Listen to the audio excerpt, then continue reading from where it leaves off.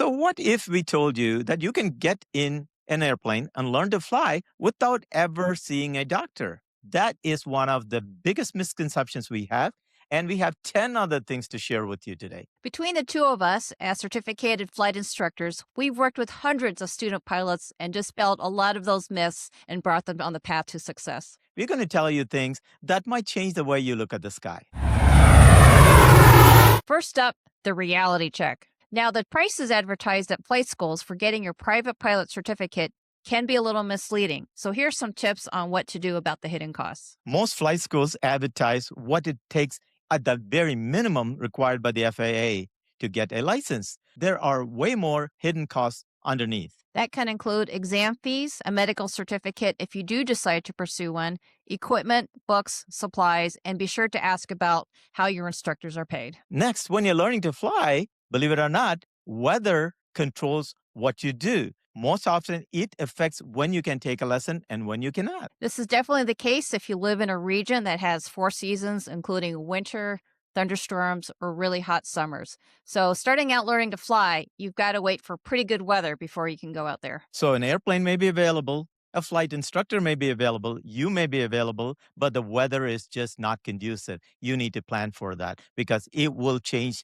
how long it takes for you to complete that training. For student pilots, we usually advise ahead of time that weathered out days don't mean you can't proceed with your training. That's going to be a good day for a ground lesson with your instructor or study time. And another item for a reality check. Student pilots often hit the wall while they're learning. So this will probably happen to you, but there are ways around it. As instructors, we are used to the fact that students often hit the plateau, and it is very natural and it happens to pretty much everyone. And there's always a few topics on the ground or in flight that student pilots struggle with. And it's up to those instructors to recognize what's going on and work with you individually to get through that. And in the end, you will be successful.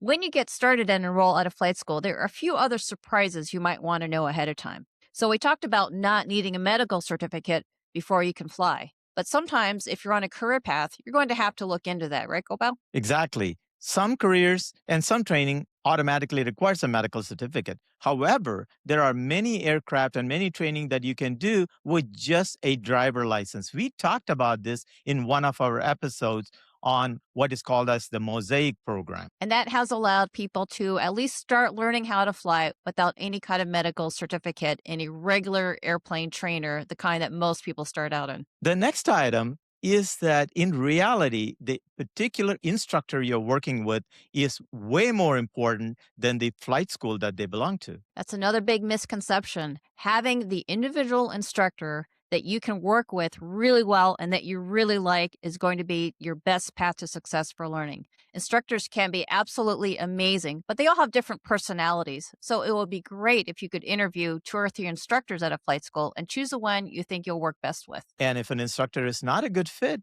you can always change it. And that's a big advantage of being in a flight school because you may have other instructors you could be working with. Here's another surprise. When your instructor asks you to solo, you probably don't think you're ready yet. And that's part of the process. Just like their first instructors, everybody remembers their first solo, and it can be a nerve-wracking event, but your instructor is not going to let you go until you are ready. And you have to trust the instructor's instincts here. They often will not tell you you're going to solo. That way, you're not nervous and you are going to do very well.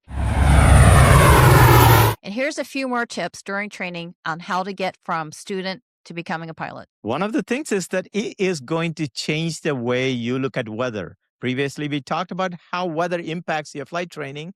This is how you look at the weather. And you definitely have to learn a lot about weather in terms of getting out there and learning to fly. And as a pilot, you're going to continue to learn a lot more about how to fly in more challenging weather. And so it's a good skill to keep up. Initially, when you start, everything is going to sound very daunting. And then it just becomes more and more natural if you just trust the process and your learning abilities. And for those of you looking for a career, just know that the airline jobs are great, but there are many, many other career options out there for you. You could be a charter pilot. You could be a cargo pilot. You could be an airplane mechanic.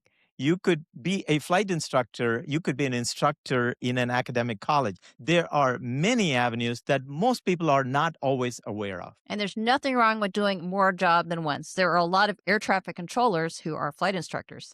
And some people don't choose to have an aviation career. They are learning to fly for recreational and private purposes. It's also really important to realize that the check ride is the beginning, not the end of the line. We often say in aviation that your private pilot certificate is your ticket to learning. And that is very true because when you go out and start flying by yourself, is when the learning actually happens way more than during your private pilot training. And that is so important to realize, especially if you're going to get into more advanced aircraft, more advanced training, or if you're on a career path, you're never ever going to stop learning and stop training. One of the most important things is that after your private pilot certificate, you never look at an airplane or aviation in the same way as you did before. And if you thought airplanes were cool before you started flying, think about all the possibilities opened up to you: airplanes, helicopters, gliders, seaplanes. The world is wide open once you start flying.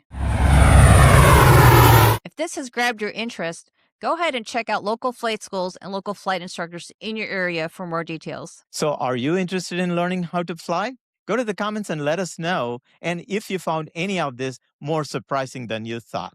If you like this kind of content, make sure to follow, like, and subscribe to our channel and share it.